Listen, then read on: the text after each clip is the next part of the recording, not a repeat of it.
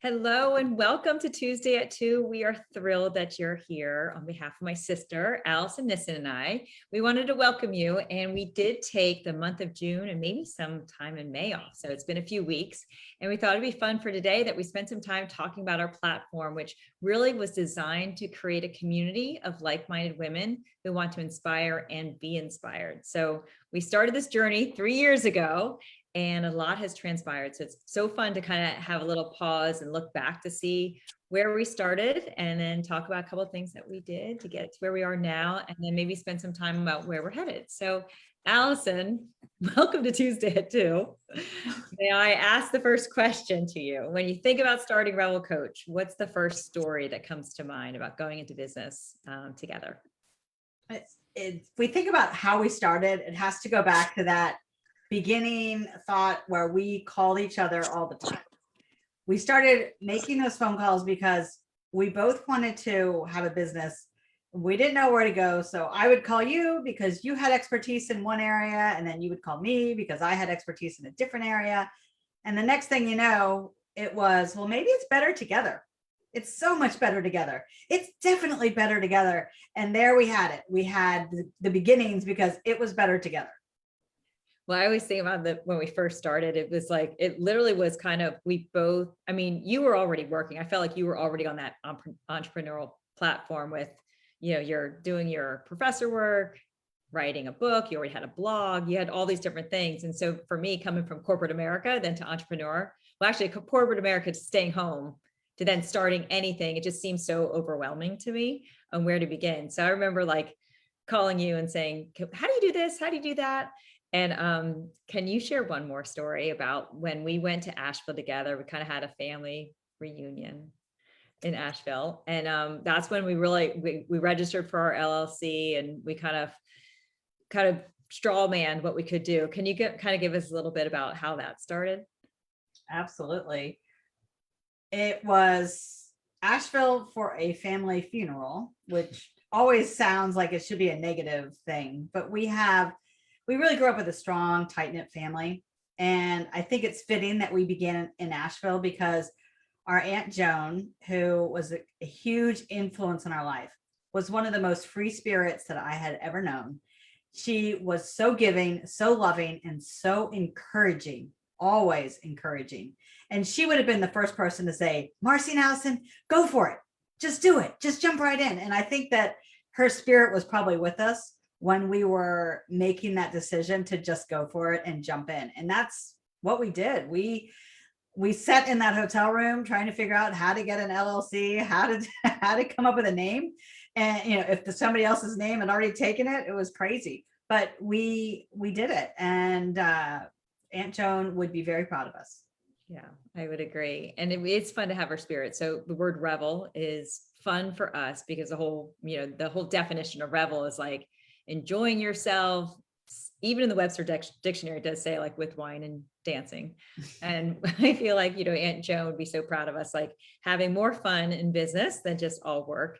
And when I go back there, I think a lot about the Tuesday at 2 platform, which in many ways, we decided that it would be like our mini MBA. I think we grew up with our mom, who's really, as a teacher, she kind of instilled a lot of principles in us about having that growth mindset and always learning. But you certainly get to a certain point in your age, like say those mid 40s, where you're like, I don't know how to do that. Like, how would I even begin to design a website, or just a lot of unknowns as it becomes like that entrepreneurial journey.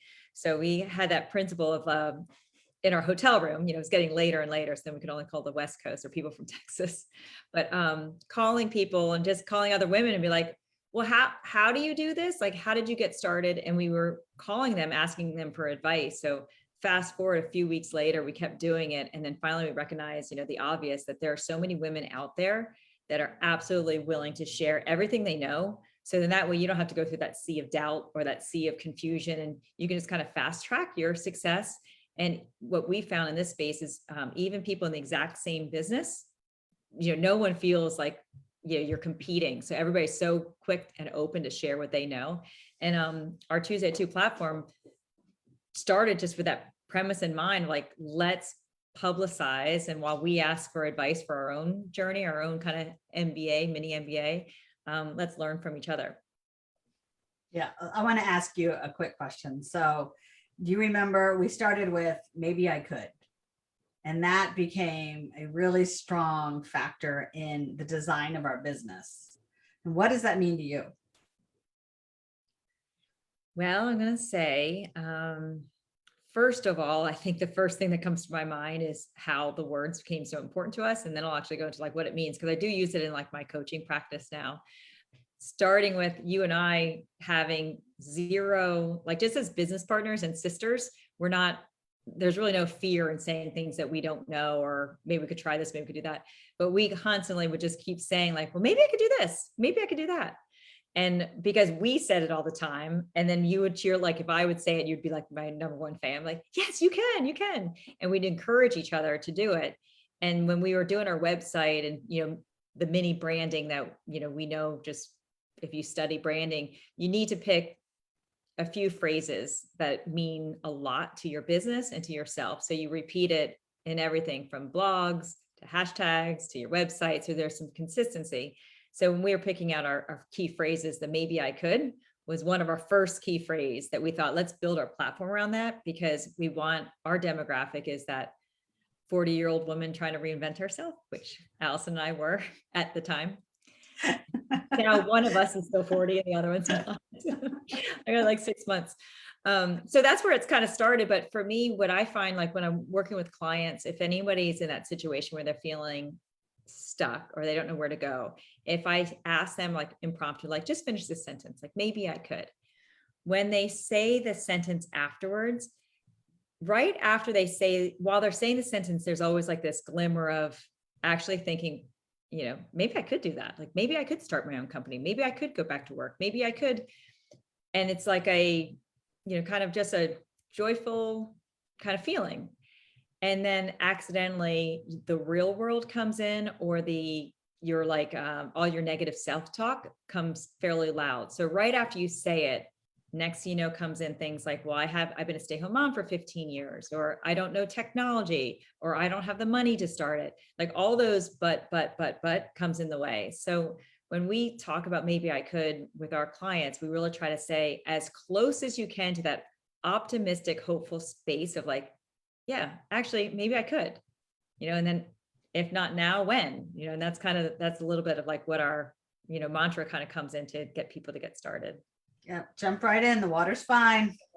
All right. So I'm going to tell a story and then you can add on to this. So I came from corporate America. So I wanted like the business plan and all this stuff. And then we'd have to stay the course, and the structure of where I grew up in corporate America was like my safety net. And the fun of entrepreneurs, you don't have to have that. And so there's two things that I love working with Alison, and I think it's the reason why Revel Coach has been so successful is the first one is, we're debating these different ideas, and they're all around the same themes that you can imagine in a coaching platform. Doing some sort of podcast, which has become Tuesday at 2, some sort of live coaching, which is a lot like Tuesday at 2, some sort of either blogging or how do we stay present. So all these things, and we even had like we were going to do like a course, a retreat, and all these things there. It's funny because as we're like going back to our old notes to prepare for today, we're like, oh, we did that. Or, it's all coming back to like our original vision and thought process. But what I love most about Alison is we were, when we were doing Zoom before anyone really knew how to do Zoom. So there was a lot of learning curve for us on Zoom. And so Alison's like, well, let's just start. And instantly, like, I remember my blood, like rushing out of my body. Like, what do you mean just start? Like, let's just start. Let's pick a time. And we thought Tuesday at 2 rhymed, and we both were in the East Coast. So it made total sense then, but now we have people on the West Coast, so it makes no sense. But we're like, it rhymes, Tuesday at 2. And then that way she and I have a time that every Tuesday at 2. And we started off with like some family members, some best friends. And it was our way. We just had a week to prep to get it and to be like, let's just start. So back to you, Alison. When you think about like just starting things, what are some things that you learned that you didn't know how to do that you're like, all right, let's just start. Let's figure this out, and how, kind of your own advice of just getting started as an entrepreneur. What I learned from you was that idea that we really needed a plan. We needed the scaffolding at minimum to be able to be successful. So we had to build that vision. And it's important that we take what we have as a vision and then make it practical, because I might say, yeah, I want to do something totally crazy, but I still need the steps to get there. And it's that building of that framework of how we get there. And the unique thing between the two of us is that we have the same background in so many things. So from our childhood and our upbringing, and we were able to take that and sometimes, complete each other's thoughts because we were really just working together, but we were able to understand how that vision works. So taking that safety net that you needed, where, your blood is like, wait, what? Just jump right in. I was able to say, okay, yeah, structure is probably a really good thing in order for us to move forward. So when you build your structure, you're building your platform, you start with that base idea and then you go up, but you don't just go up, you have to go up and out. And so then your base becomes bigger and you go up further, and then your base becomes bigger and you go up further. And that's how you build a strong brand. So we were discovering who we were as entrepreneurs, who we were as leaders, but also what our brand stood for and how we can leverage it in order to have it be exactly what we want. I mean, it's so easy to say, if you live your dream, you're never going to work a day in your life, but there's always work. There's always something to do. And that was part of it, was figuring out which one of us was better at one thing versus the other. And then we would be able to share those tasks. Yeah. Well, the other thing that was great is we'd have a Tuesday at 2 speaker like that. The organizational coach, Lana, she taught us how to do the tasks and use, one of the technology tools to use projects and things like that. So we had her coach us. And then from that point forward, Tuesday at 2 has been the easiest thing to manage ever. Because we had clear marching orders, who was doing what, no coordination, and how it went through the process. But the other thing, as you're talking, what's interesting is because we had different backgrounds, I feel like I grew the most by being more flexible and, less rigid. And then you're saying you're learning it because, having that opportunistic, we can do anything. And then me putting some structure kind of really balance it out. Because my other favorite thing I learned from you was, it's taking all of June off, and I think May too.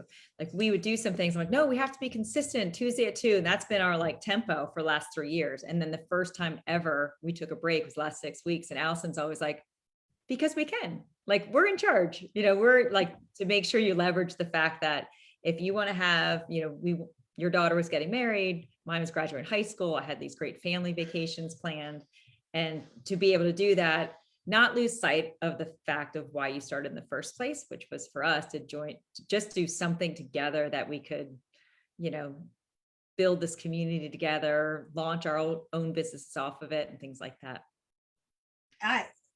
It's been really fun. I will say that, but we've also been able to align our actions with our goals. So our goal is to help women in the entrepreneurial space grow their own business. And so it's easy for us to say, but actually doing it is another part of it. I love that, I had always, okay, I say always, but I love Toastmasters. And one of the things, you were struggling at one point and you said, well, think like Allison. Allison would go to a Toastmasters meeting, and you went out and found a Toastmasters meeting to go to, which is a huge compliment to me. And it also gave me affirmation in that what I was doing was resonating with you as a partner. Well, getting back to the funeral, Allison gave this phenomenal toast, and it was impromptu. It was a great celebration, yet sentimental, what family's all about. But it literally was in one of those moments where it was slightly awkward and somebody needs to give a toast, and Allison stood up and she do it right away. So on the heels of that, I was so impressed, with your public speaking. And then, I was kind of, fast forward 3 months later, I'm wrestling with what we're doing, how we're going to get paid for it, as we're researching everything from how do you get money from a podcast or a mailing list and all this stuff. And I went from wow, corporate America seems so much easier, is where I was. I was I'm not sure what we're doing. So one morning I couldn't sleep, and I'm sleeping in and wake up way too early. And that's when I had that thought, and total coincidence, I've got to drop my son off at the middle school that morning. and Toastmasters was 15 minutes later at 7:30, about a quarter block away. I was like, oh, I know where that building is, and it's today. And I went. And Tuesday too, a lot of it's somewhat modeled off of the warm environment that Toastmaster chapters are across the country, and a consistent agenda. So I do say, like, for a lot of, we get asked a lot, how do you start as an entrepreneur? Where do you start? And I will say, getting started, just start. Because what you do right away, you'll start figuring out what you love, what you hate, and you'll start kind of guiding yourself. But then the other thing is modeling after things that really work. So if there are certain clubs, processes, businesses, when you look at them through the eyes of admiration and you mimic them, there really is a lot of room for entrepreneurs to be successful in many spaces. So trying to find something you can model just to kind of give you a platform to get started is another thing I love sharing with people. We also set the goal in the beginning. We had the opportunity to go back to an entrepreneurial remix at our college. We went to the same school, and they were doing this. It was called Remix, but the idea was that as alumni, we could get together and learn from each other. We thought, let's just jump in, throw ourselves a goal of knowing that we would have something to be able to talk about when we got there. So that was like, if we started in October or somewhere in there, where we really, got our LLC going, and this was the following September. So it was maybe just a little bit less than a year later, we decided that that would be our goal in order to have structure, have our vision, and be able to talk about where we're going. And then also know what was ahead, like what pitfalls that we might need assistance with, which brings me to another point, by the way, is do not be afraid to decide the things you don't love and outsource those. For sure. Yeah, that is one thing. I found the two of us were very frugal in the beginning with how we built this business. One, because I think competitively, like with ourselves, I wanted to figure out how to build a website. You had already done it through a different platform, but the two of us, there's some things we just wanted to figure out on our own, but there also was a part of me, like, not getting paid yet. It was difficult to think of spending money on someone else if I wasn't sure exactly what I wanted to do. And then you eventually get to this point of like, wait, do I want to spend my time doing, like, in your personal life, there's a lot of times you outsource, not think twice about it. House, cleaning the house, there's so many things you outsource. So I'm not sure why entrepreneurs, maybe it's because we run P&Ls, or something like that, but having that confidence to say, okay, I don't enjoy doing this, so I'm going to have somebody help me with, say, social media or, time management.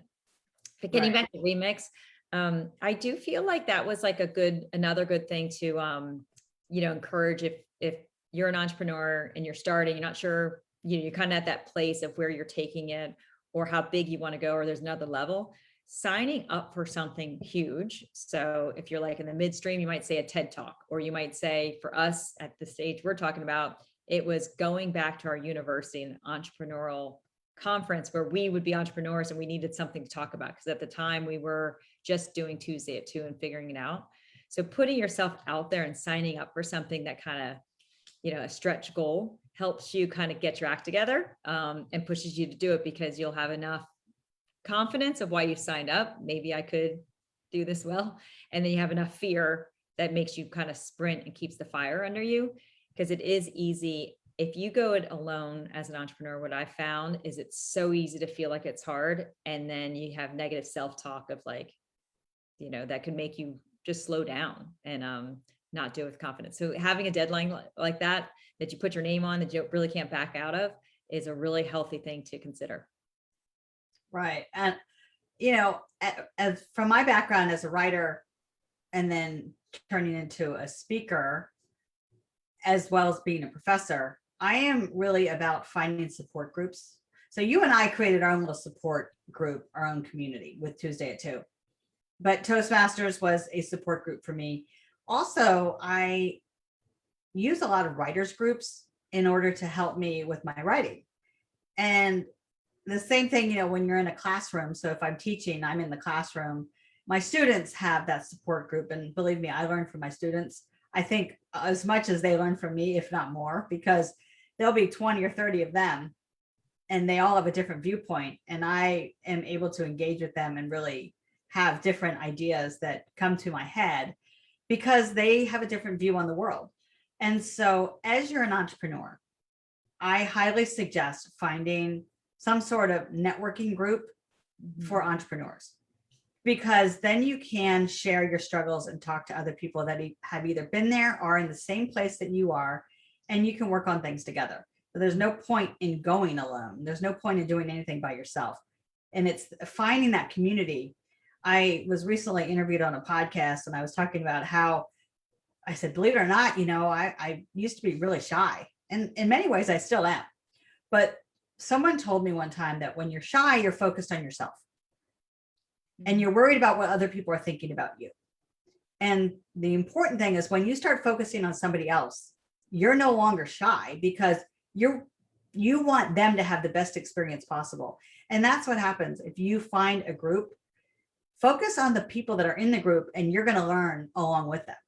And they're going to appreciate not only your insight, but they're going to appreciate the fact that you're there and listening. And so I think it's really a valuable lesson for all of us that we learn to focus on the person in front of us, rather than focusing on what struggles we're having, even what successes we're having. Let's take those and enjoy the successes. Let's take our struggles, and then let's focus on somebody else, the person in front of us, the person we want to serve, because then that's where we go outside of who we are, and we're really able, that's where growth is going to happen. The one thing I teach a lot, and I've always had sales leadership as a part of the teams I manage and stuff like that. Then as an entrepreneur, you do a lot of sales. But one thing I struggle with is the actual sales part and the ask part. And I guess that's probably natural. But when you're talking about, if you focus on them, it's a better conversation. And I will say, when I am looking to kind of grow my client base, if I'm preparing in my kind of as I'm preparing my notes and I'm kind of saying, what I could do for them and how it works and all that stuff, the sales calls always go terrible. But if I actually just prepare with asking them questions around what are your women in leadership initiatives? What struggles have you had with women returning from work from maternity leave, or some of the things that are in my coaching space for maternity leave. I find I have these most fantastic conversations because I'm only asking questions and I'm genuinely am interested in what they're saying. I don't realize this is happening. And then next, they're like, well, how would you serve that? And that's how I've gained some clients. But I always find when I'm kind of more about me and what I'm doing and not thinking about the results or the challenges or anything like that, I struggle with that. So anyway, just confessions from an entrepreneur. It's not always easy. Alison, kind of just share, when we first started doing Tuesday at 2, you have a history, thank you to our father, of being afraid of asking people, calling people and asking people. And we have one person on the phone that can attest to this story. She's going to share when she was a little girl. And then we have another friend on the phone who can attest, being one of our first Tuesday at 2 speakers. But you went from reliving a little bit of that resistance of asking people to then being like, oh my gosh, asking for speakers is so fun. Can you just kind of give us a little history and how you got to where you are now? What I learned quickly, and I learned this from you, so thank you so much for sharing your expertise. What I learned is that people want to be asked. I mean, it's a crazy, it seems like such an easy concept. People want to be asked. People are honored to be asked. And I've discovered that when I started asking for Tuesday at 2 speakers, I think I've had 3 people turn me down. One person sent back a note. They signed up to be a Tuesday at 2 speaker. And when I went to follow up, she sent a note back that said, I'm sorry, I can't do this. And that was it. That was the only note I got. I said, okay, that's not a problem. Literally, we don't even have people reschedule. It's the strangest thing, because I'm always like, well, we're booked till November. And it's amazing. Yeah, it's been great. It's amazing. I mean, we do occasionally have somebody that has to reschedule because all of a sudden they're double booked, but they can't get back in until 3, 4, or 5 months later. So it does become a little crazy. And that's one of the reasons we're here today, by the way. Yeah, exactly. All right. So we only have a few minutes left.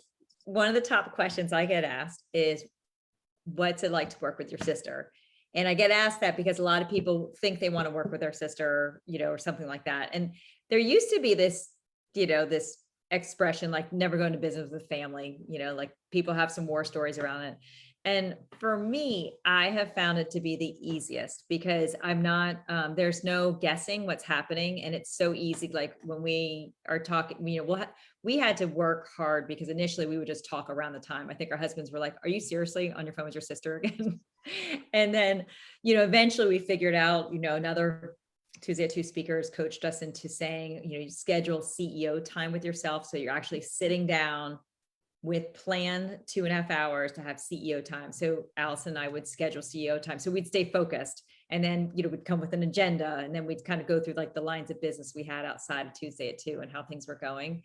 But what I loved is that it just was so easy. It was so easy to be like, I don't, feel like talking. We just been, it's just been fun, like not a lot of work. And then we just somehow keep progressing on our things and what we're doing. So that started with the pinky swear.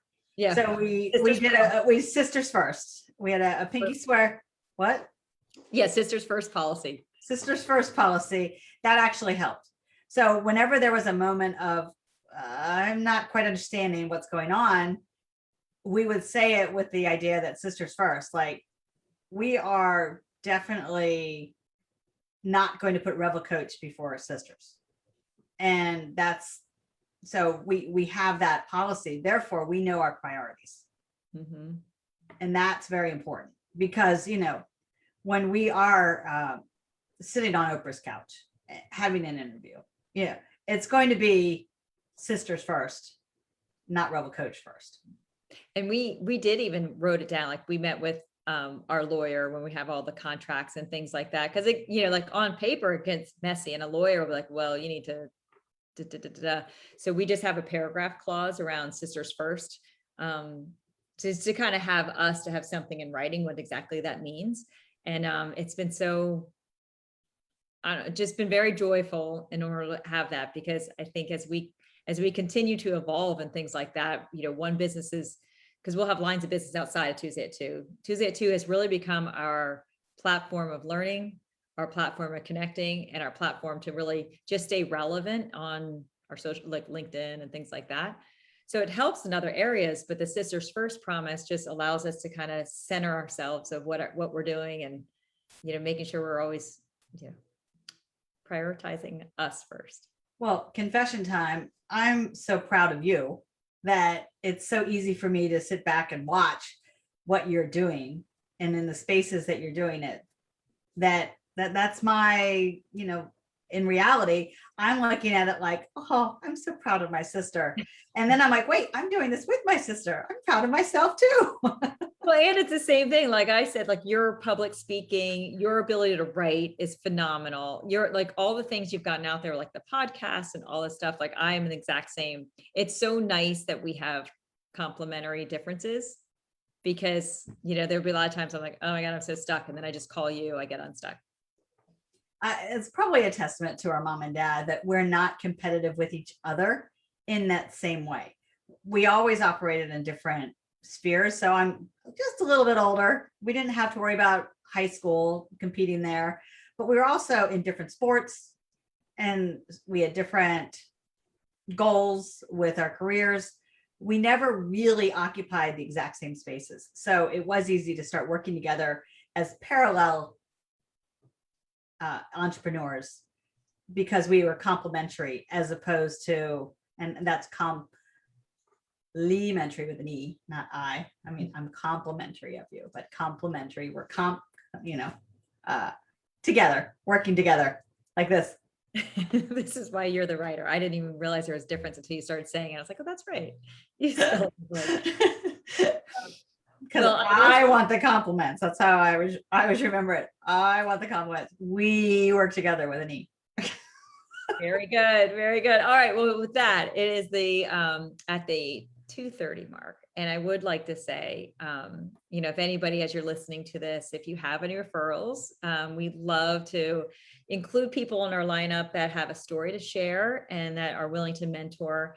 And we love also including people that on any stage of their path. So people that are successful and they're sharing how they did it, or they're, just starting, we're learning like, how are you getting started in doing that is great for us.